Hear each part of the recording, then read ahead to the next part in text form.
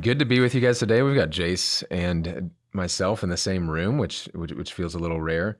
I'll be honest. I was excited. We were both excited about our last two guests, and I don't normally listen to the podcasts.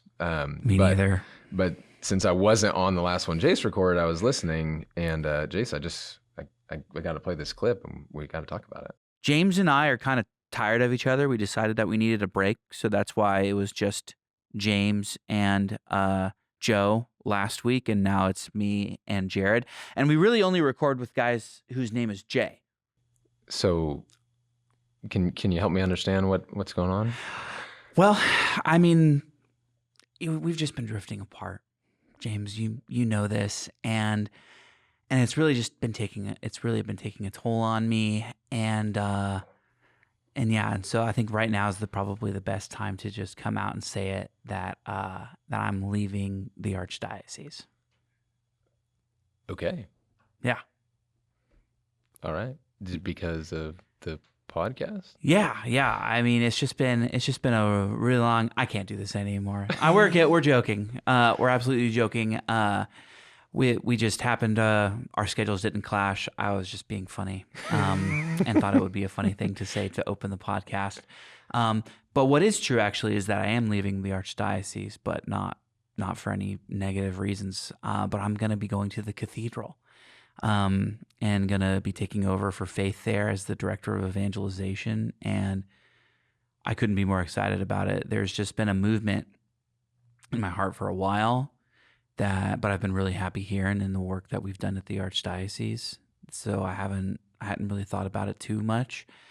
But there's just been a movement to be on the ground doing the stuff that we talk about, like even doing some of these podcasts and listening to them, of just like being more boots on the ground. And I get to do some of that, and I get to hear lots of great stories from the archdiocesan level. But I felt the Lord say very clearly, and when the Lord wants me to make a change, he tends to just not let me think about anything else whenever I'm in prayer with him. I've seen that multiple times, and I couldn't get, when I saw the opening for the cathedral, I couldn't get it out of my head at all. So talked to Father Rick and reached out to him, and I couldn't be more excited to go to the cathedral May 2nd. But we're going to continue doing the podcast because James and I are best friends, and I really missed having James. And as I was listening to the podcast back, I was like, man, there's something different. Like, obviously when we record differently, but like I think having us both there is the best. And I enjoy it. Well, it was kind of funny. Like the first read, I was laughing out loud because you're full of BS there at the opening. Yeah. And I was like, to be honest, since I'm more the serious type, I was like a little half nervous. Like, are they gonna think we really have a fight? And then you start joking about Jay's, and I'm like, yeah, okay, they're gonna get it's a joke. But I almost didn't get it was a joke at first. Like, oh, no way! No, I'm kidding. Oh my God! No, I got you. Okay, that would be insane. But yeah, I'm. Oh.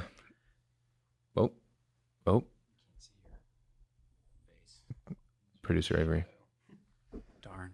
Do we need to do that again? No. Okay. Start wherever we were. And now we're back. Now we're back. We're back. Miscommunications aside. Yep. Joking aside. But you might have to, if you're thinking about being a guest, we might keep with the J theme. Yeah. You have to start with the letter J. Otherwise you can't be on. That was pretty good. And everything. So what's been going on for you? Peter started playing soccer for the first time, which is exciting for us. I have some funny stories from that, but what's been going on in your family? Yeah, a little bit of youth sports seems to be our main go-to these evenings. We just had a flag football game last night. Whoa. Friday Night Lights is the name of the league. It's pretty fun. And what position is it? Grayson? Yeah, Grayson. He was quarterback last night for most of it, and they lost. Honestly, like the kids were kind of like deer in headlights. And to be candid, I was too. Like first play, I was in defensive coach. I did not have them lined up on the ball. Like the ball wasn't spot. Then it spotted, and then the team, went. So anyway, it was like our first defensive play. The team scores a touchdown. My total. Ooh. We did an after action review with the coaches, and the head coach was like, "Well, your first thing is to get your defensive coach, on the ball. But what was funny about Grayson is we come home, we have these like 1, 2, 3 little like places to throw the football, like a big net. And he's got like a bucket of balls, then actually a Costco box of avocados of balls. And he throws into it. And so like when we got home, he was like determined to improve. And he stayed out there and threw for like 30, 45 minutes while we were getting the other kids ready for bed. It was pretty hilarious. Yeah, to see a 7-year-old do it. So yeah, Peter started soccer, and we've had 2 games and 1 practice. The first practice was really just a lot of fun, but they really didn't get much into like game time scenarios. And I have such a new respect for coaching as a parent, watching these kids learn for the very first time what some of these sports are, especially like the introductory ones. Like they just have no idea. So the game started. One of our players on our team wasn't at practice because he's on a different club, kindergarten soccer team. His name's Pedro. Pedro was very good. And so when Pedro came to our first game, I think he scored 5 goals in the first 30 seconds of the game. Just like bang, bang, and just like having a complete ace on our team, which was super fun. Peter, on the other hand, enjoyed some skips and actively ran away from the ball a few moments, and was just happy to be out there and having fun. And we saw that a little bit in the second game, but the second game, Pedro wasn't there, and our team did not fare as well in our second game.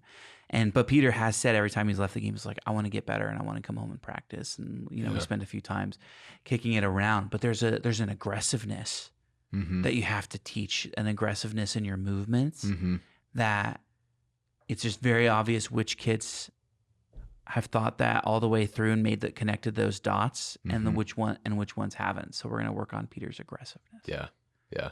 But it's been fun. That's pretty fun. Pretty normal that like your first time in a sport, there's that watching behavior, kind of sort of aloof. That was definitely mine. But yeah, kind of all the kids as they've hit that age seem to be that way, and you're trying to get them up to speed to understand the game and when to be aggressive. Yeah, that's fun. Yeah. So we're doing something new today for the podcast that we've never done before. You saw at the very beginning, like we're playing clips now and reacting to them. Like we're modernizing here, And so the entire point of our podcast with Red Dirt Catholics, and we're going to continue doing it even though that I'm leaving, which I'm really excited to be able to continue to do with James and have, is to dive into the dirty work of discipleship through stories. And sometimes we have great stories and have great guests. Sometimes it's just been us and we share different anecdotes. But the last 2 episodes have been especially good on the story side and diving in. And so James came up with will you talk about kind of the idea that you came up with? I was actually with a handful of friends, and it was before Jared's came out. And after Joe's came out, and someone had brought it up, like, hey, I heard this. And then we started reflecting on a couple parts of the podcast and of Joe's story, almost like we were dissecting discipleship and like what worked in Joe's life there. And just sitting there amid the conversation, I was like, I need to talk to Jayce about this, because I feel like we could talk about this with our listeners, and it would be something our listeners probably think about, and just invite everyone to kind of examine, hey, what occurred across this person's story, and maybe like reapply it to our own life. So in some sense, I hope we're kind of like pulling the curtain, like what was maybe happening behind the scenes. And others, it's just like a pure reaction and thinking about it a second time, and understanding more deeply what the Lord might have been doing, what was going on in that person. And what's also cool, when you brought it up, when you brought up this idea of doing this reaction video, like we probably had the most active texting conversation about the podcast that we've had in quite some time. There was something there within this idea of pulling back the curtain and diving more into some of these stories, so much so that it's given us like a new idea of a new project, as it were, for us to get into. We're not going to reveal it yet, but we're going to tease that we have a big idea of something that nobody's done before. Yep. and we're going to start working on it, and we're going to be working on it maybe even off to the side for a while, and when it's ready we'll let you know. we'll let you know. But it was just a really cool conversation. Mm-hmm. And there was just obviously a lot of fruit of, man, what if we look at discipleship really intently here? And my hope for this time, as you guys are listening, is like Jayce and I personally felt renewed interviewing Joe. I felt renewed like listening to Jared's story. Like there's something when you've heard the gospel and you've responded to it, when you hear the story of it happening to someone else, it lights your fire, right? Mm-hmm. But also like it was kind of getting back to Red Dirt's roots of illustrating discipleship through stories. One thing we've talked about offline is we also really hope to kind of fuel the missionary fire in your heart. So feel free to give us some feedback, but that's kind of our hope here, that as we talk about these missionary stories, we can learn from them and increase our own fruitfulness. Yeah. You can text us in the description, is what producer Avery is letting me know now. So that's pretty fancy. When did we get that? I turned it on to see what would happen. Probably the first or second episode. Wow. Nice. That's Shoot us a neat. text. So shoot us a text if you have any extra feedback for some of this stuff. And do please share this story. I had someone stop me after First Saturday Mass and Adoration and say, hey, like I love those episodes. Like we're going to be sharing them with a lot of people. So like, please do share. That would be so wonderful. Yeah. Share, like, subscribe, all of the great things that that we can be doing with that. So, but diving in here, if you haven't listened to the episodes, highly recommend it. Don't necessarily have to, because we're going to be playing some of the clips and reacting to them, but I would highly recommend it. The first time I listened to y'all's, I was like working in the rain on a few different things around the house. And I don't listen to the podcast very often, but I really enjoyed listening to those. So there's something cool there. But I'm going to play this clip from Joe's Heart of a Vagabond, season 6, episode 2. We're going to play the clip, and then we're just going to kind of give our own thoughts and feedback, and like diving into like what are the behind the scenes things that have to be happening there and how we can apply that. You know? So here's Joe. This is in discussion with Joe being a vagabond, being kind of a bad kid, doing a lot of bad things and causing problems at his youth group, and his youth minister figuring out what to do about it. But needless to say, like the volunteers that were at this church were really upset with us in general. And they kind of saw me as the root of the problem, you know, because I was bringing all my friends, and we were the ones that were causing all this trouble. And they show up at the youth minister's house. And so there was this youth minister that had moved to town. He had graduated from Steubenville, and he had started doing youth ministry there. And he really just thought he was doing normal church things, you know, like a normal church youth ministry. But I think me and my friends had kind of created this dynamic that was different than what he was expecting. And so these volunteers show up at his house one night, and they basically had gone out to dinner and decided, we're not helping out at church anymore unless they tell Joe he can't come anymore. And so they kind of ambushed him, where they just show up at his door. Cause again, this is back in the day where you just knocked on people's doors and they answered, you know, and they just told him, you know, we're going to quit if you don't tell Joe he needs to stay away. And he says, fine, I gladly accept your resignation. Cause if we give up on one of these kids, you know, we're not doing God's work.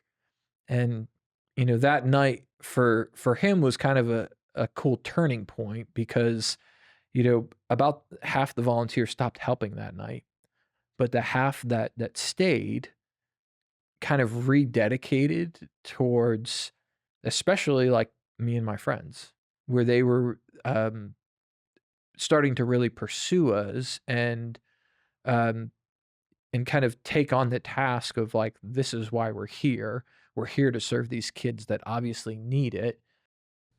So, youth minister versus volunteers. When I was young and at First Southern Baptist Church, like at Sunday school or doing Awanas and different things, they had a busing ministry that they would, I don't know where they went. I don't know anything about it other than like they would bring underprivileged kids to Sunday school and would pick them up from wherever and bring them in. And there was, I don't even remember his name, but there was one kid who was pretty hard. And like at one point he like pushed me into the wall, and I'm like 8 at the time. So this was kind of a wild thing for a little homeschooled kid to be experiencing at his Sunday school at church. But there was a moment where they did end up asking that kid to not come anymore because he couldn't behave well enough. And looking back at it, I think, wow, like what could a different response have been? Mm-hmm. Yeah. This is so, I remember hearing this in Joe's story the first time. And for me, it like, there's something happened in my heart, of just like, I was like inspired by the boldness that Bob had, but it was also very like God. Like it was a very God-like response. It was very much like the Father, very much like what Jesus says in Matthew 18. Like if a man has 100 sheep, but one of the sheep is lost, he will leave the 99 on the hill and go after the lost. And like what I kind of contemplate, like 2 things are happening, one on the mission side, one on the discipleship side. So like for Joe, if this is the heart of the guy leading him, like imagine how Joe felt around Bob, right? Like if this is us seeing into Bob's heart, like Joe was probably used to, and his friends, getting the stuff that these volunteers were getting of like, let's reject these kids. But clearly the kind of love that Bob and a few of the volunteers at least were giving Joe and these kids was like, you're important, you're valued, you're the prize. Mm-hmm. But then go to like the mission side, like, dude, Bob took it to a whole new level that moment. Yeah. Yeah, just imagine like walking up, like the amount of intensity that you'd have to like go to their door. Mm-hmm. Like I realized that people did that more often then. You didn't have cell phones, you couldn't write, but go to their door and say, and we all are leaving and have led this rebellion. And like in a split second, like I don't know how I would respond to that. Like if every person on a team that I was leading were to say we're done, and to have the boldness to like stay the course for what's happening and to say yes to the Lord, like that is what I think that is. I think that is an obvious mark of somebody in ministry who's praying. I would agree with that. Like he has to be in tune with the Spirit in that moment, because the natural response, you're about to lose your whole volunteer staff, is like, maybe think about it. Or like, let's talk through this. About this. Like week. it's sort of like a defer and game plan, and you're trying to like keep the peace or whatever, and figure out how you're going to crisis manage this or something, risk manage this through. Yeah. But he was just like, yeah. So there was an obvious boldness there, which I really, really liked seeing. do you think for the volunteers that stayed, do you think he was given, like implicitly, do you think there was a certain calling happening there? I mean, there had to have been.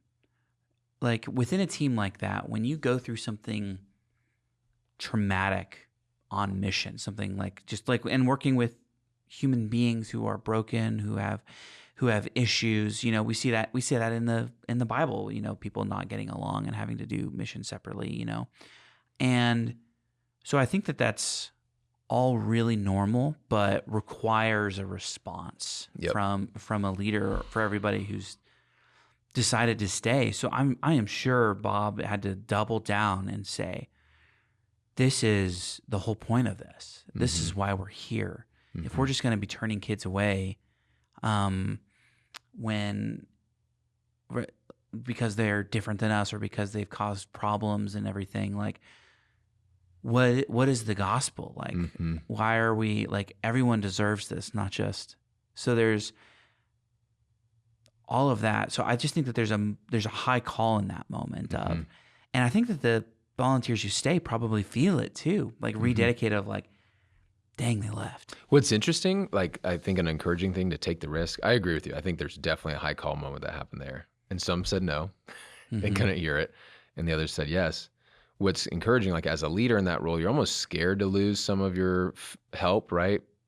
But if you're articulating the mission you're on and you're articulating the high call, the people who stay are going to be way more fruitful you know, because they're on board with the same mission, but also like you can't enter into that kind of work without praying, without relying on Christ. Yeah.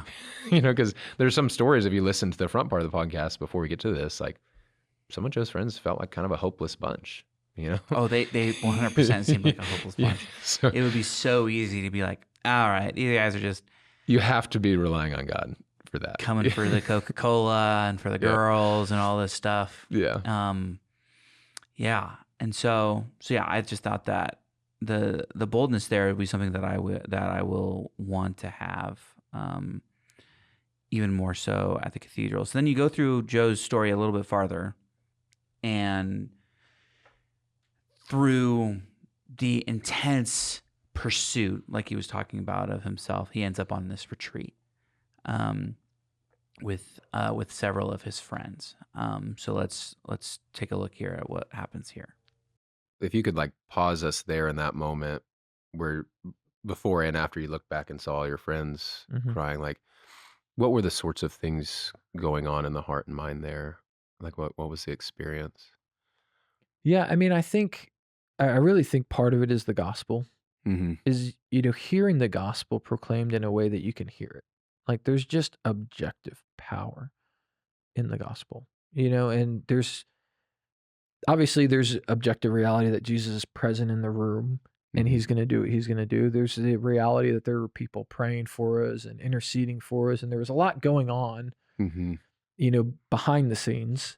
Um, but I think in the specific moment, I really think it was a focus on the cross, like hearing about Jesus dying on the cross and then being left with some time to deal with it, Mm-hmm. like, because I think one of the biggest things that I think everybody can fall victim to is distraction.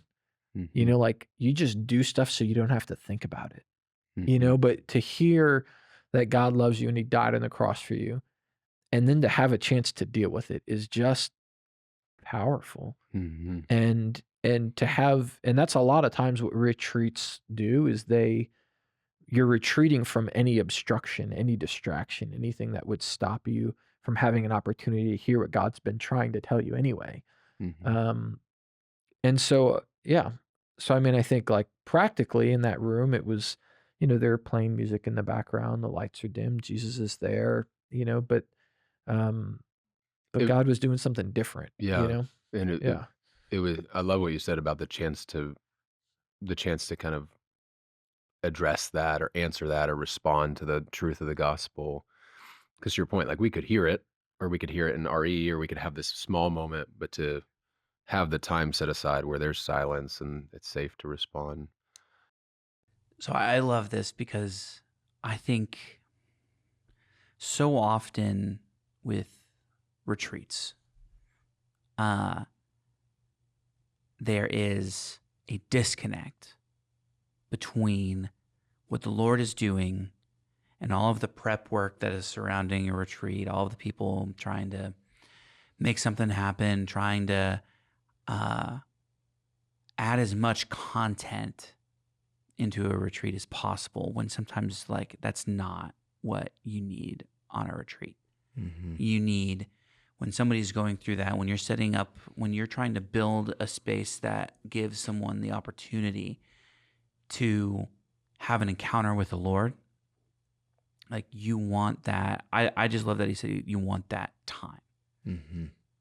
Like that's the whole point of retreat, to step away, to remove distractions. That's why it's there, to be hearing everything, but also just like a moment of, like, you get content throughout the weekend, but you have to have a moment where you're just with the Lord, thinking through all of these different thoughts that you had and giving him the opportunity to really speak into it, whether that's through music, silence.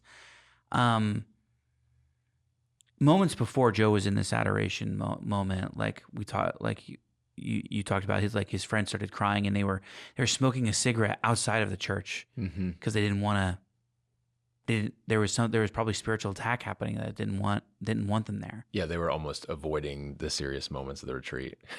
But Jesus like chased them out of there, chased them outside out of the with them. room, Yeah. went out with them, Mm-hmm. and it was absolutely beautiful. And I think the other thing that Joe highlights here And this is something that in the retreats that I've led that I'd like to get better at is the intercessory prayer That's right. piece of it. Like even within our podcast, Mm-hmm. like what if we had a team of prayer? This is something Joe's very good at, and this is something that that the youth office lost as he left. Was this idea? Side note: if you get involved with Vagabond, like you'll get intercessory prayer texts. Yeah, You'll get reminded. I get them all the time. I open a lot of them, but Yeah. not all of them. But that's all there, and you actually get them. So that's just something that obviously has stuck with Joe all the way from this moment, which is a real piece of discipleship. Like what you experience becomes what you would like to repeat. That's right. And that's both in a good way. That's good, both a good and a bad thing.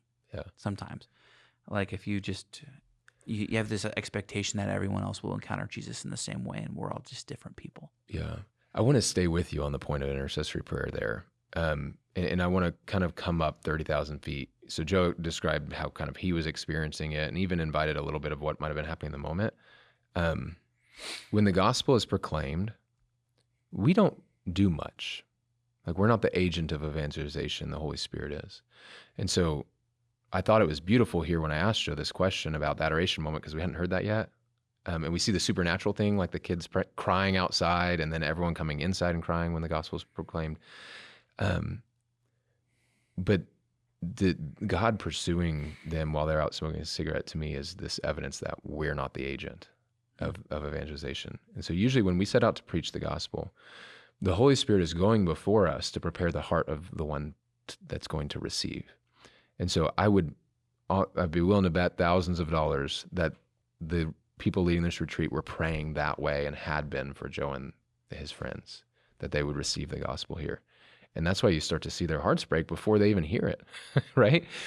And then while it's happening, while we might feel like, oh, our group's heard this before or whatever, like the retreat leaders are still great at proclaiming the gospel because it has power. And so there's a temptation maybe, oh, these guys have heard it, so I'm going to avoid it.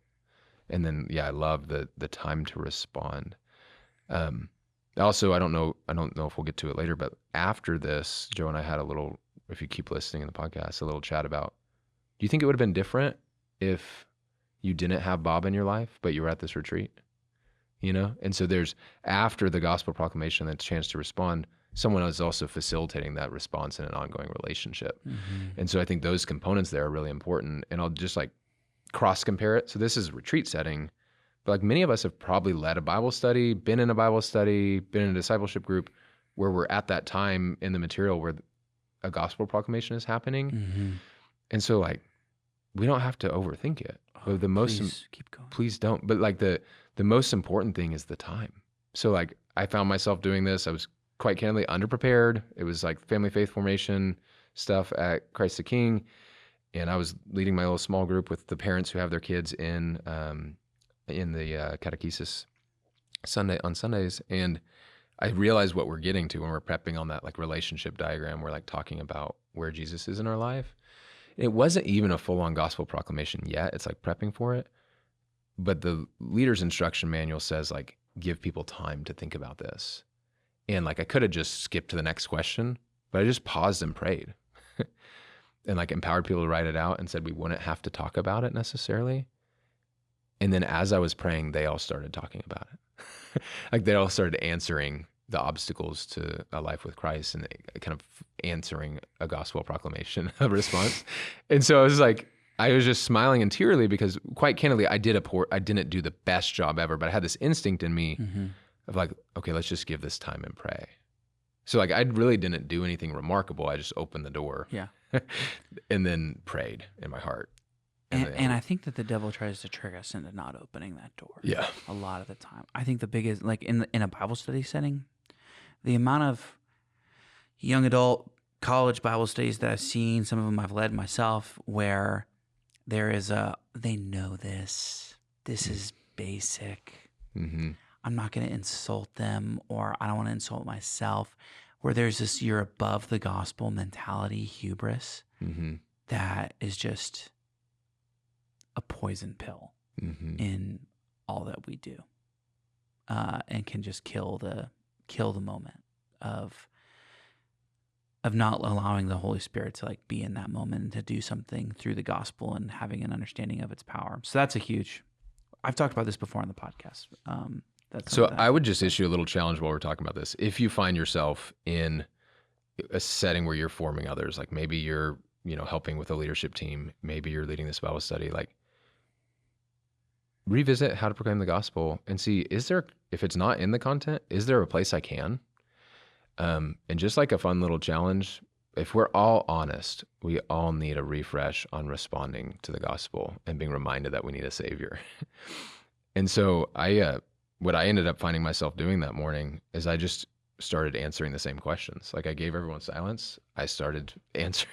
I started writing it down. I started reflecting, and just giving people time to respond to the mercy of God, to Jesus's mercy. It can be one of the greatest gifts we can give them. Mm-hmm. So like you might have content for an hour, stop it for 10 minutes, and let there be silence. Do something with it. Yeah. That's absolutely amazing. So then we're fast forwarding quite a ways in Joe's journey to now he's the area director of Vagabond Missions, and he starts discussing what does it mean, or like what does discipleship look like now, like with missionaries and everything. So I'm gonna. Pope Benedict had this term that he would use. He'd talk about like formation as teaching the art of Christian living. And I see like taking a time as a missionary is learning the art of Christian living. And so that's one of the biggest parts of my job is actually investing in them and That's forming beautiful. those missionaries. And like, so they, I would say they do their best time with the kids, but they also are invested in their own growth. It's interesting you say that. Like when I shortly after I had my conversion, like to Christ fully, like a reversion later in life and fully became a disciple, like he invited me into mission. And that was mainly the mission fabric of my ordinary life and leading discipleship and stuff. But I quickly started to realize like people who either have been full-time missionaries or were currently a full-time missionary, they had something to share with me about how they lived, about how they discipled. Mm-hmm. And like, I mean, in a playful way, I would say I'm like a little bit envious of like they had this time in life where they had a couple of years to decide to really be in that space and develop that lifestyle and that habit. And so like, I don't know, like I would encourage anyone who might be contemplating like, hey, is now a time for me to be a missionary? Like, man, from like the dozens of people I know, like that time in formation and the act of like applying the formation, right? Oh, So like yeah. the people with you, like to cite an example, the 4 people you mentioned, like as a team together, they're actively challenging each other, growing, Yep. may have mentors within or with outside the Mm-hmm. apostolate, but then you're kind of helping coach and teach and model them, but they're putting into practice, coaching and teaching and modeling the same things to students. Mm-hmm. So there's this, obviously they're engaged in missionary work and that's fruitful in of itself, but for the rest of their life, they're also going to be able to bear fruit and be better formed and live a life closer to Christ because of these years devoted to mission. I love what you said. I love the idea that almost just as important as giving the gospel proclamation and doing all of these things that, that we teach and ask people to do, that there's just a sense of curiosity, like if you want to use like the terminology from Sherry Waddell, of the importance of living well and teaching within the scope of people. And this is something that like I've seen done well as a disciple of somebody, and I've seen myself have it catch fire within a few different communities. I've seen it within myself where I haven't done a great job of teaching the art of Christian living and like having that interior growth be where the wellspring of the majority of like the ministry that we do. But I think that's so important. Like it almost dummy proofs it. If you're like, if one of the main points about being a missionary or if working for the church is to grow yourself, it almost forces you to interact with the Spirit and be in the Spirit in a really large way. Whereas that's not always the case. So I think it's a really important thing to have as a habit in discipleship is like, what are we growing in together? And having somebody like ask you that. And the art of Christian living is a great way of looking at it. Yeah, it's very fascinating that this like came up now. It very much has been on mine and my wife's heart lately. But we did a podcast on that Ruthless Elimination of Hurry book, and my wife and I were rereading it and applying it during Lent. There's a quote in there that says, "If you want the life of Jesus, you need to embody the lifestyle of Jesus." And so it's interesting. We can think about discipleship as the things we do, but discipleship really wasn't a commonly used verb in the time of the first disciples. It's really a noun. It's who you are. Yeah. I'm a follower of someone. Yeah. And so what's interesting to Joe's point, like to really help us as people who are missionaries, like, yes, there are things we need to do to be on mission, but it's actually the fullness of it is like what Paul says, like be imitators of me. Right. And so Paul had to have the audacity and the moral authority of living such a good life that he could say, imitate me. Right. And so there's really this paradigm shift of like, sometimes it's more important than it's just the holiness and mission go on two sides of the same coin. And Joe does this really well. Sometimes just showing how I'm living like Jesus lives, right, is almost more important than a technique about something or a best practice about being a missionary, but just like adopting Jesus's life style. The virtue is kind of just in the middle there, right? You have the two extremes where you put it all on yourself, you practice your gospel presentation overly, you just almost eliminate the Holy Spirit from the process by making yourself in your excellence the main reason why something is good.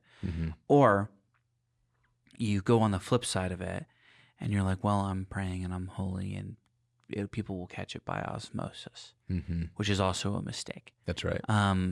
So there's a great tension in the middle there. It's a both and for sure. And a both and I think that if done well, they're feeding each other, right? Like you should, if I have the heart and habit of a disciple and I'm like with Jesus thirsting that more souls come to him, well, then I probably will prayerfully like think about the words I'm going to say in the gospel presentation for the folks. And like, maybe I'll realize I'm worried about how so-and-so will receive that. And so instead of trying to mince words, I'm praying for so-and-so, right? Yeah, I love that about Joe. And Joe models it well if you spend some time with him. He really does. He does. Live the Christian life well. He did for me. Well, I worked for him. All of those things were something that he cared about. So the last one from Joe's episode, how are we doing on time? We're doing fine. We're pretty good. The last one is talking about, and it's not very long after it, which is funny. Like I almost chose a different one because I thought it was too close together. But this one is talking about some of the just more natural obstacles to discipleship are perceived as such. And I just love his thoughts on it. I think it's a really important highlight. And it's kind of the advantage of, I'm old enough to be doing youth ministry back when Safe Environment hit for the first time. And it felt like a tragedy, right? Because you felt like, oh my gosh, we can't be alone with a kid. You're like, I have so many conversion moments, just Bob driving me home from youth group, reading scripture and praying for me, but it actually, I think, makes us healthier because now when we, drive kids home, there's a few of us in the van praying together, or there's, or they're getting to know more than one interested adult. And there's actually a study that came out a few years ago that talked about like, what are the conditions that people need to keep their faith after high school? And one of the key components was having at least 5 interested adults in their life. Who kept the faith as well, or just who just modeled, or who are like, so it would be like an adult that had a faith that was interested in them, Nice. Okay. And so it was fun because when I first heard that, like as a youth minister back when I would try to find that, like, can I give them a confirmation sponsor and help the confirmation sponsor actually engage with the kid? Can I give them a small group leader? Mm-hmm. Can I, put them on various sports teams or whatever it is? And like, I would try to build Mm-hmm. how many interested adults. And I think we get to do that here. And so when one person has a change of life and they're not there anymore, Mm-hmm. the ministry doesn't fall apart. The ministry doesn't start over, which happens a lot, right? You get maybe a burst of a ministry because the original people are there, but then they slowly spin off. Why do you like that model? That's what you're about to say. Well, but the reason it's been a minute since I've been there with Joe, but I think what I went in to say there was the way Vagabond is structured. He's got his missionaries, but they've got the next layer of all these volunteers. Whereas if you might look at a campus ministry setting, like, yeah, staff has some support, but there isn't that like the tenure of other adults around necessarily at the college ministry level. Or even I go to like a different youth group setting, right? Like some might be like one youth minister and some volunteers they've sourced. Some they've really done a great job of sourcing a lot of volunteers. And so what I like about Joe's model is like those missionaries are going to go and there'll be some new ones, but the adult volunteers are like rooted in the city and going to be here for a while and have some continuity. But I think the question I wanted to ask the audience here, I don't know if we did on the podcast with Joe, is like, who were your five? Did you have any, or were you an outlier? And in what ways are you five, one of the five to kids in their lives? Like, I'm thinking through mine. So mine's interesting and different because I was young when I was Protestant and started becoming Catholic.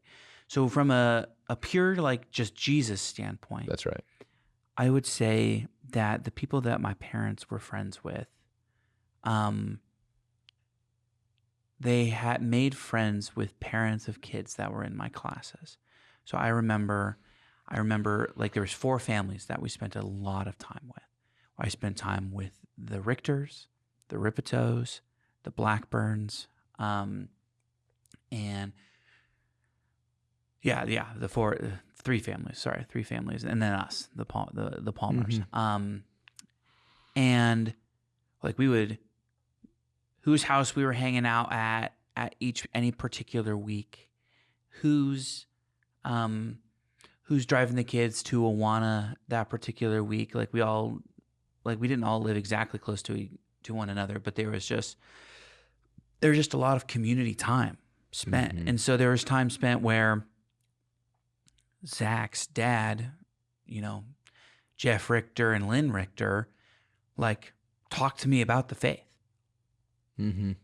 And when Kelly, Evan's mom, talked to me about the faith and like was like reinforcing the way that my parents thought about it.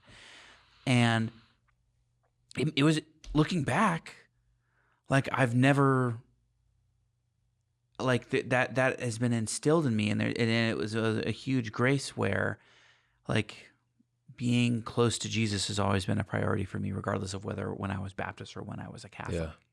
So those are the 5 that I immediately thought of. And this was from elementary school through high school. Wow. Yeah, on my end, my 5, I would say one of the early ones was a neighbor across the street. And this is in just the pure being a follower of Jesus. They were kind of in I think just like a smaller, Bible church maybe.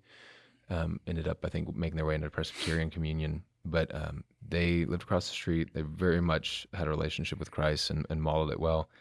And they had their young daughter had cancer.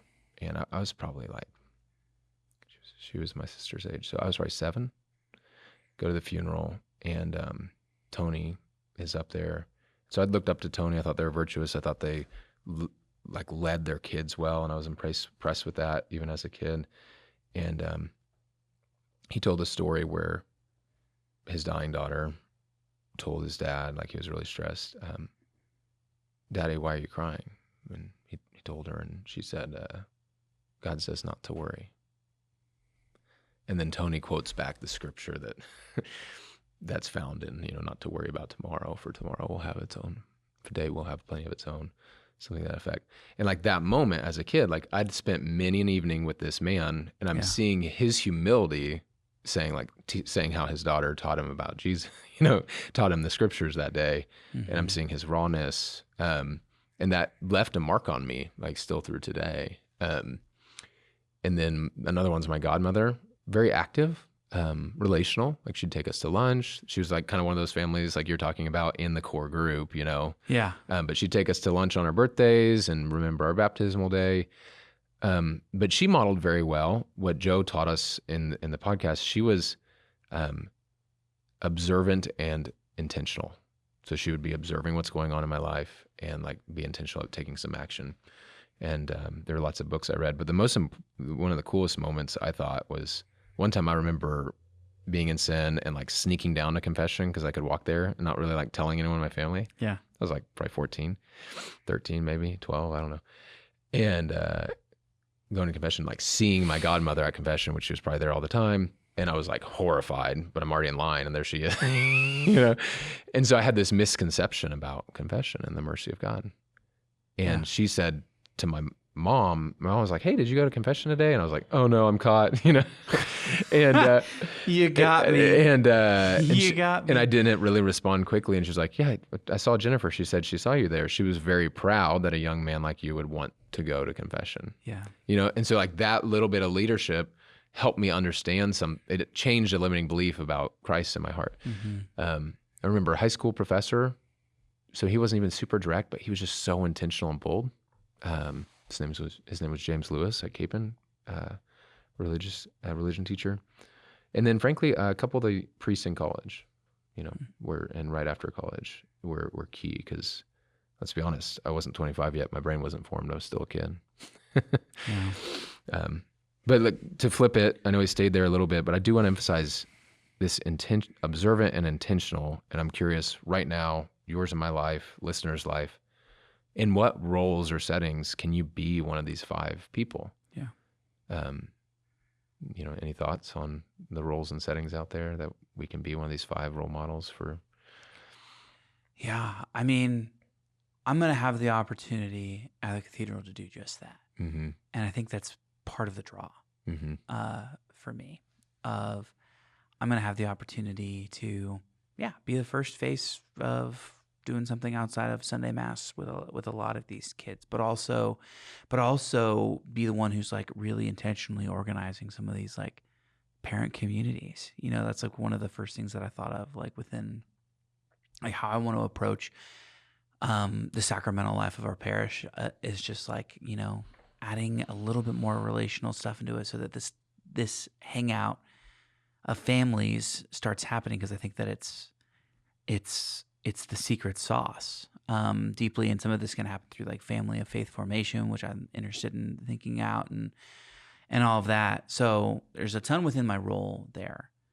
There's a ton of opportunities within my own family. With like, I was shocked at almost our entire family, and this is something that I'm going to have to take advantage of too as a parish leader. Almost my entire family came to Peter's first soccer game. Like everybody, Danielle's brothers and sisters, my brothers and sisters, grandmas, grandpas, everybody was there. And it was not good soccer. It wasn't interesting to watch. Peter was just like, running up and down the field and everything. But there's, so lots of opportunity there, but also within like the school kids sports teams, like, That's right. Like having relationships with the different parents in Peter's class, or and things and stuff that I just haven't done as good a job of being good at with being on the diocesan level. So those are some of my first thoughts. I love that you mentioned sports, like that. My kids are at the age where there's a lot of that, and I've been observant. And like the question I want to ask all of us and ask myself often is like, when was the last time I preached about a virtue and not an outcome? When was the last time I stopped practice if I'm a coach and I talked on a plane higher than the game, right? Did I pray at practice? So there's the basic ones where it's like, okay, obviously we should pray, right? But then there's those moments. So it might be that a kid has a downward countenance. about how he's performing. Mm-hmm. And we might step in and articulate that in whatever way is appropriate for the moment, that I'm proud of you, whether you succeed or fail here. You know, if it's your own kid, I love you, whether you succeed or fail here. Yeah. And so there's like lots of little moments where I think if we don't even have to add anything to our calendar, if we're observant and intentional about the young people in our life, you know, and it's really kind of exciting there. So I left last night's football game, like texting one of the coaches, like, yeah, something was a little off about that kid. Like something outside the game was bothering him, you know, almost just wondering like, yeah, we should just lean in and know him a little bit. Right. Mm-hmm. And so I think there's opportunities that are before us that, we can be that person. It might not be a formal role. Yeah. Like I might not be their godparent or whatever. It might just be a kid's friend, but also fast forward when they're older, and some of you guys have already been through this milestone. Kids coming over after the high school football game, hanging out at your house. Like that's a great opportunity. We're sitting around in the kitchen, you know, asking them about their life. Who knows where that could go? Yeah. That's so good. So much more we could talk about, but we got a whole nother podcast. Yeah, we've got a whole nother reaction to go to. You want to jump into Jared? Yeah. Okay, sweet. So Jared, if you guys haven't listened to it, he was with us here in the diocese at the young adults group, involved with some stuff with Jayce, and he's at Focus right now, and we're going to hear some of his story. The first part, other than Jayce, jeering me at the beginning, that I highlighted to step into is this also an encounter in adoration. So yeah, basically, get this invite to come two-stepping, and they're like, we're gonna go to this thing called adoration beforehand. And being like pseudo-Catholic, I probably should have known what that was, and I had no idea. Like I just was like, what is adoration? Like we're gonna go to adoration, okay. So they tell us to meet them at the cathedral, and I get there, and none of the girls show up. Like literally no one is there. It's just me. What a bait and switch, baby. No girls, just Jesus. Yeah.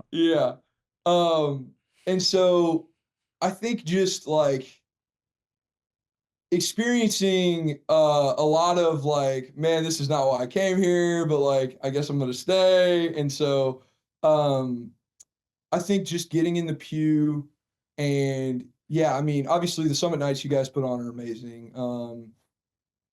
Lots of praise and worship, candlelit cathedral. The cathedral in Oklahoma City is absolutely beautiful. Yeah. The lights are all dim. It's just really a place that you can encounter Christ in a very real way.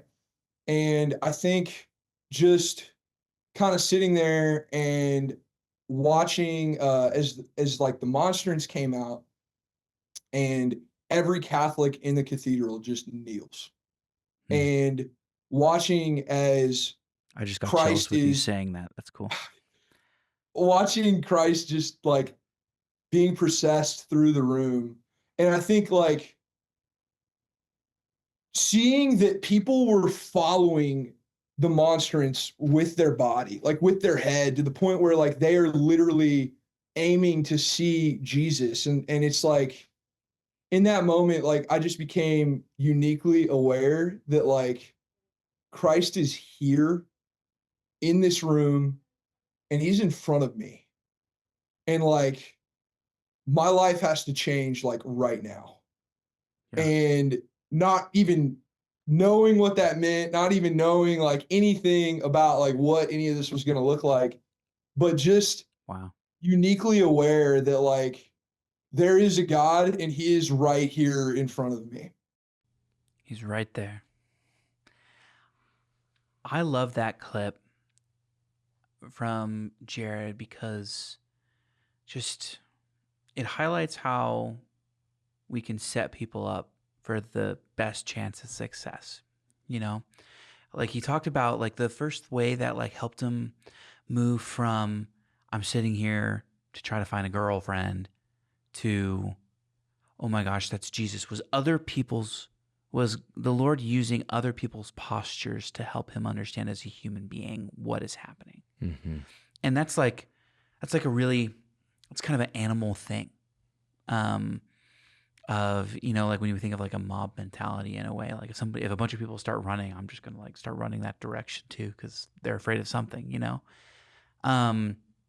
But it's just like the community modeling what the truth of who Jesus is and demanding a response for him. That's right.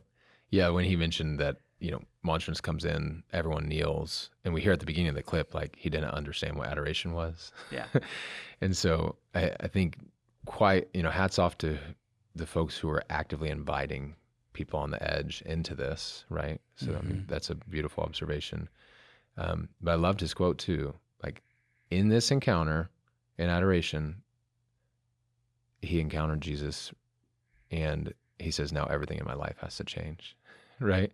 So what's cool is there's probably ongoing curiosity, openness to what God's doing, even though he was going to this Catholic young adults thing to find a girl, maybe is what we think it was. Maybe I think that was the goal. And so like, but coming even though that was his goal and that's what God used, to be around, and probably in the background there was like, I'm going to be a better person for going and all this.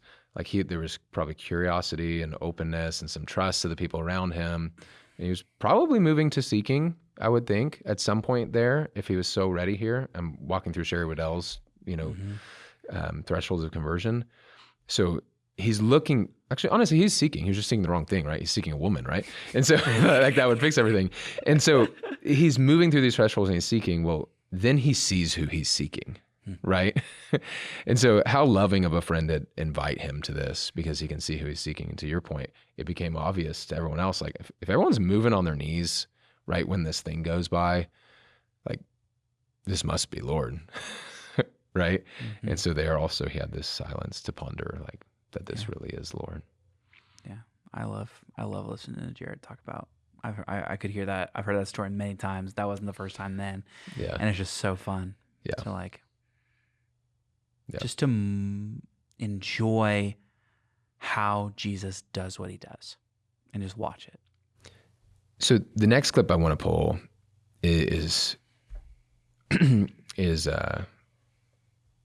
Jared talking about, a special person in his life, and we'll unpack it after we look at it. Same night though. Same night. Yeah. So this is just a little bit later. And do you know, this is Weston we're going to hear about. Had he met Weston before? Do you know? I think so. I think he says he meets him here. Yeah. I think he was like, kind of knew who he was, sort of like seen him at events, but didn't really know him. And that night, I met one of my best friends. His name is Weston Eishen. He's another focused missionary. Serves at Louisiana Tech. At the time, he was just in college, and was kind of involved with Focus at UCO. And so Weston, just like immediately, we had this like kind of brotherly, like familial bond. And it was just an experience where it was like, man, I feel like I've known this guy my entire life. And that's weird. And so Weston... You had met him for the first time at Summit? After Summit? That same night? Yeah, right after Summit, yeah. And so he's just like talking about adoration. And I think he could just see that, like, I just had a profound experience like here, and like I'm sharing like bits of it, but like not even necessarily comprehending super what happened. And he's just like, dude, do you like want to go grab something to eat or something? And I was like, absolutely. So the next day for breakfast, we meet at like Cattleman's for breakfast, and we spent 6 hours in a booth talking. Like, it was the most intense conversation of just like him sharing his testimony with me kind of giving him a background about myself. And it's just like, it flipped. How do you go from,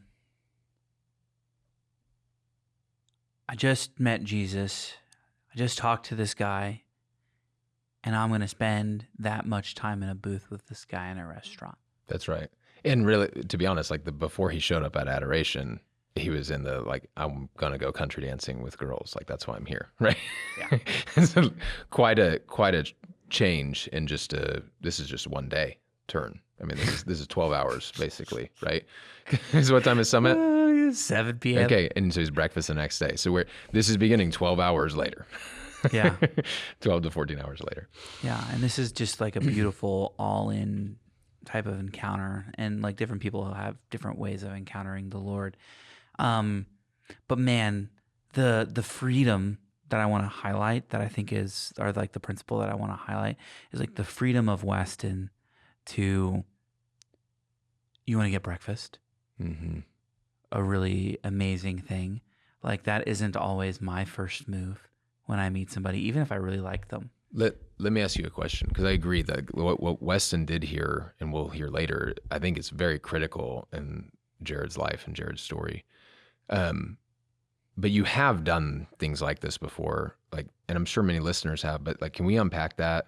Put yourself in Weston's shoes. Like, what are you feeling to know you need to lean in when you're observing? Like, what's going on inside you as someone who's like reaching out to another who's clearly got the Holy Spirit doing something in them? Like, what's the interior movements of someone in Weston's shoes? Yeah, I mean, the first thing that I feel like I would have noticed being in Weston's shoes was just like something happened to this guy, and he's trying to figure out what it is. So there's that. Something happened to this guy. And I would pick up on fairly early, like, this guy isn't churched. This guy is coming in, like, I think the word that I tend to use for early baby Christians is raw, of like, hasn't necessarily been explicitly seasoned, doesn't know what the right words are yet.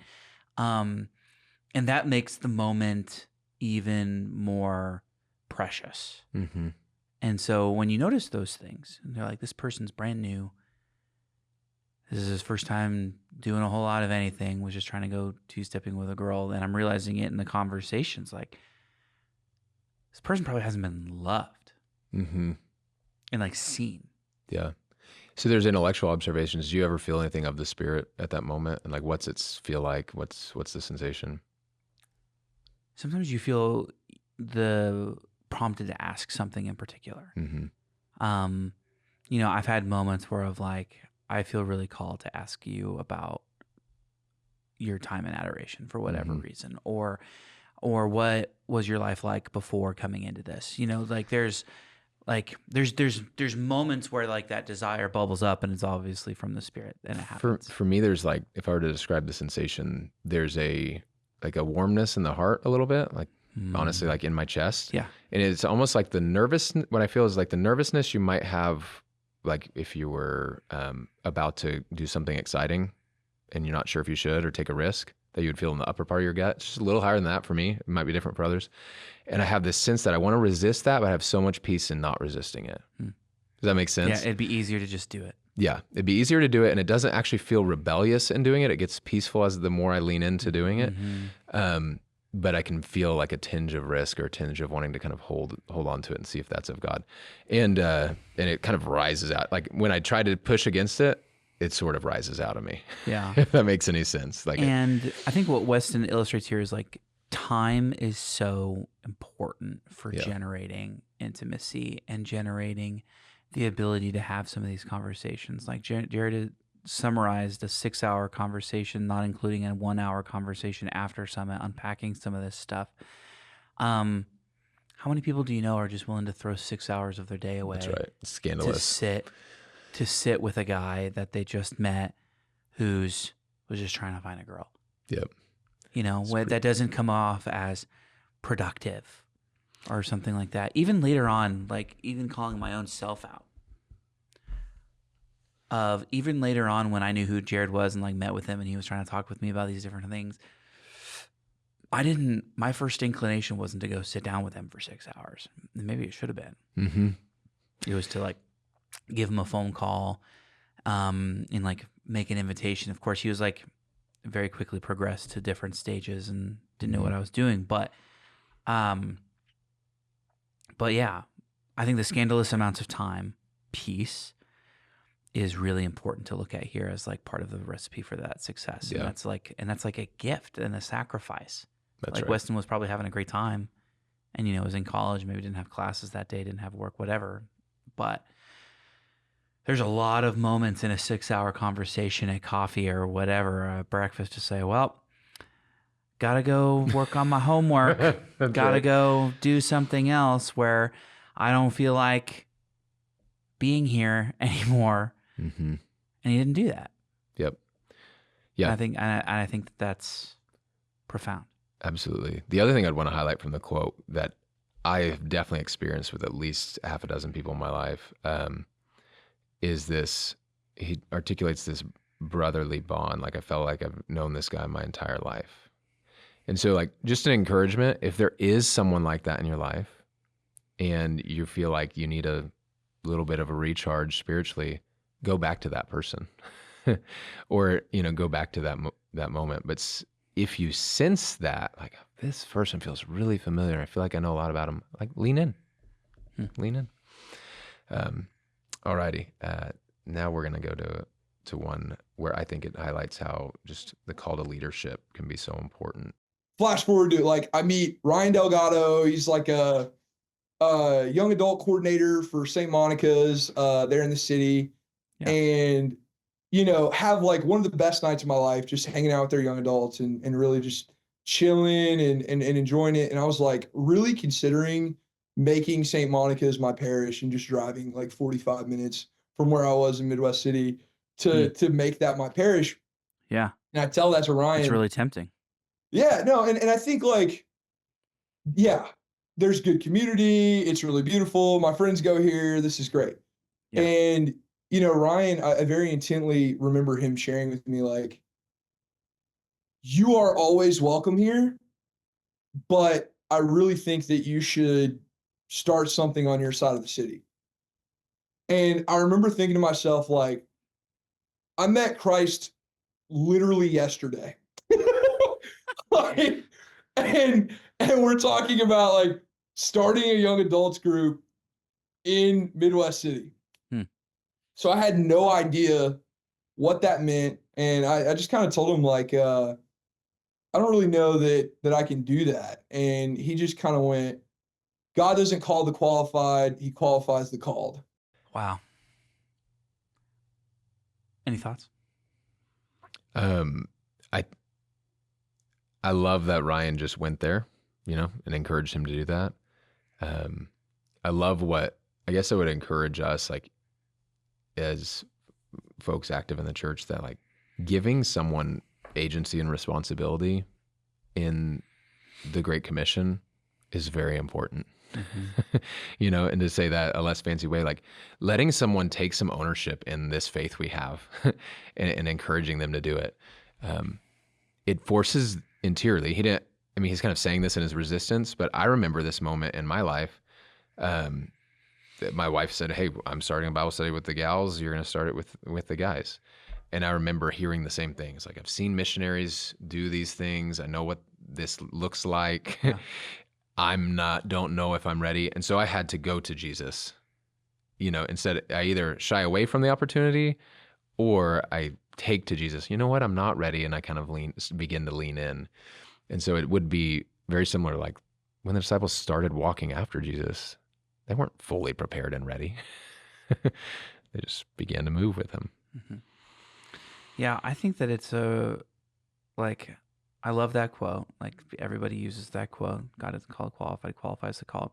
As somebody who's about to start working in a parish, I just want to highlight how awesome it was for Ryan to say what he said.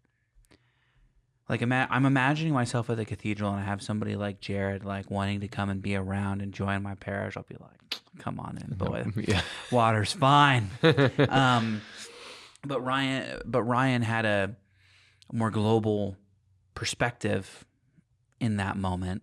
I would have been seeing like, oh heck yeah, leadership, let's go. Mm-hmm. Like even now, I'm not sure if I would have been able to like when my main focus is like serving the people of the cathedral. So that's a really beautiful thing. But just like, man, when you have an authentic encounter with Christ, how quickly you desire to serve is beautiful, and is something to like really note in yourself. That's that's a really key part of our discipleship, is like that feeling, that urge, like I can't not do this. And I think it's a really key, or a really, like probably a staple of Catholics in 2025, probably over the course of like the 2000s even, where we get a little fat, dumb, and happy with our sacraments and with our own prayer lives and with what the Lord does for us, a little bit consumer. And I just think that when we get into that, man, we've stopped encountering.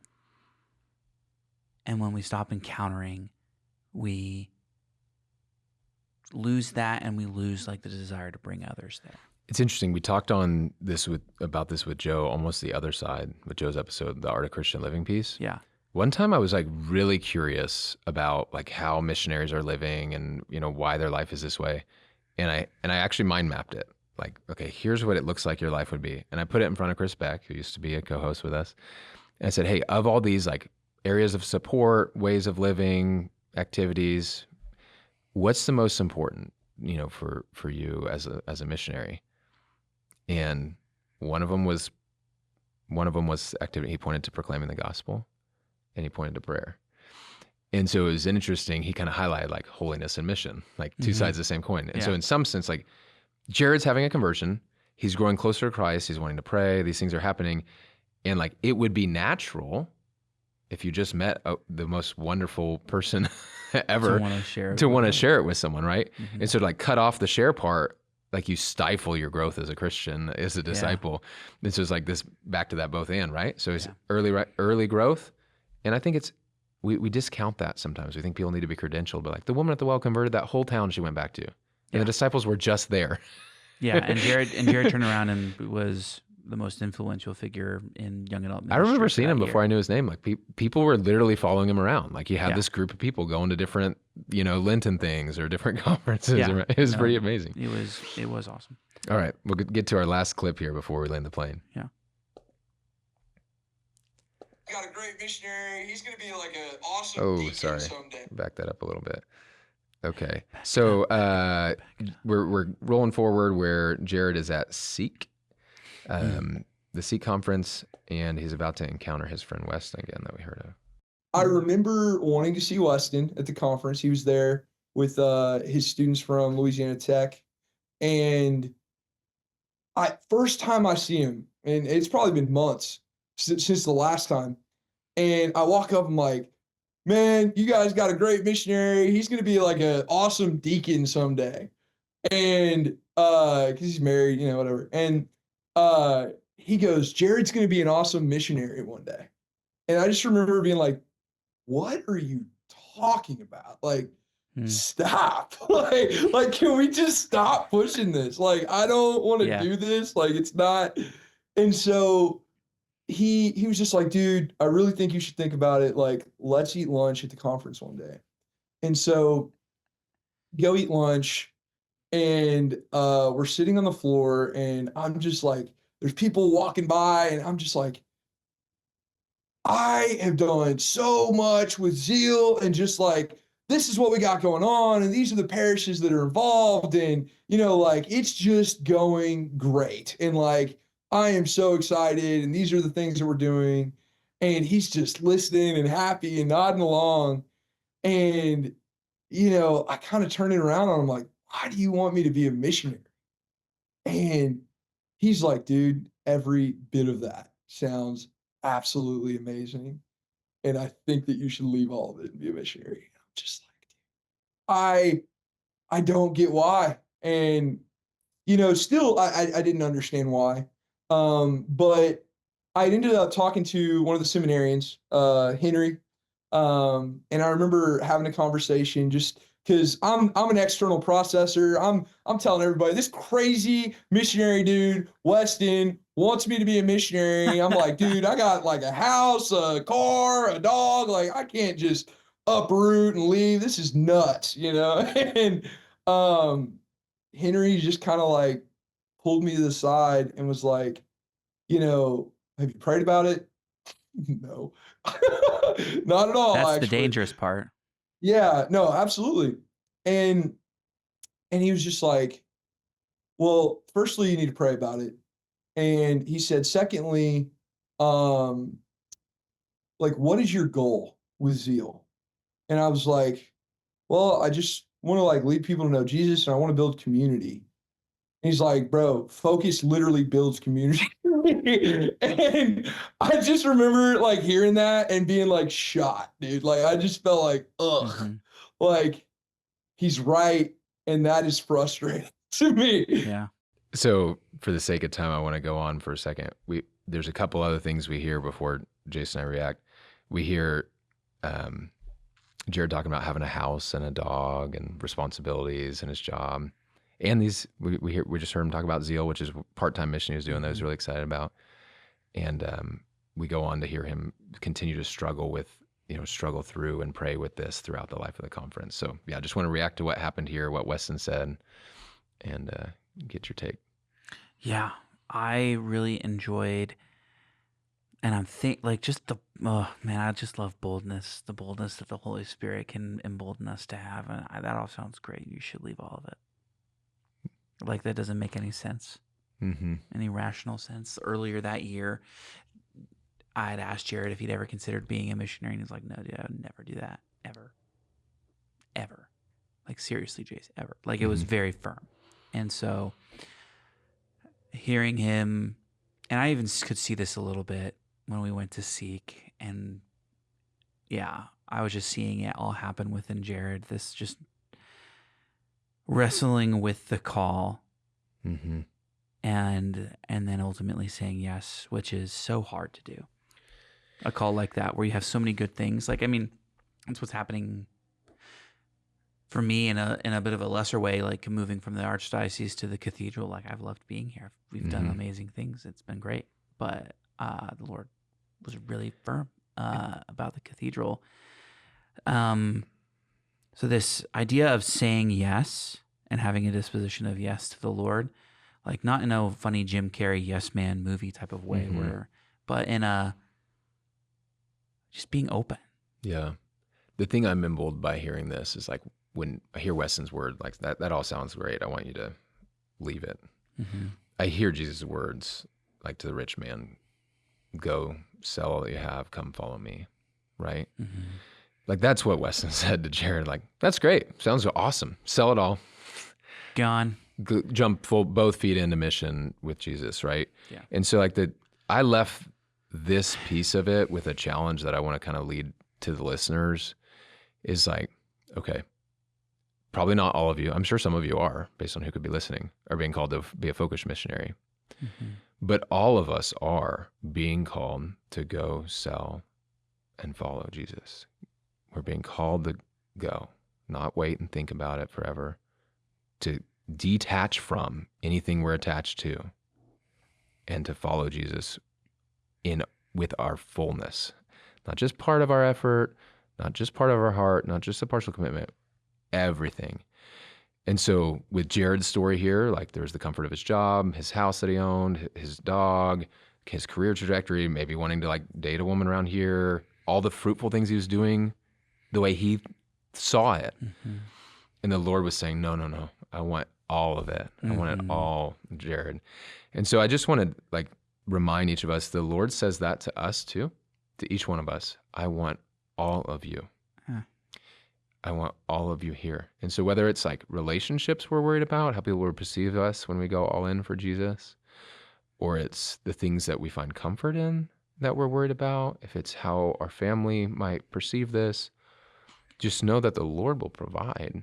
And he is asking for you to put everything on the line. Yeah. Every time. Yeah. Every time.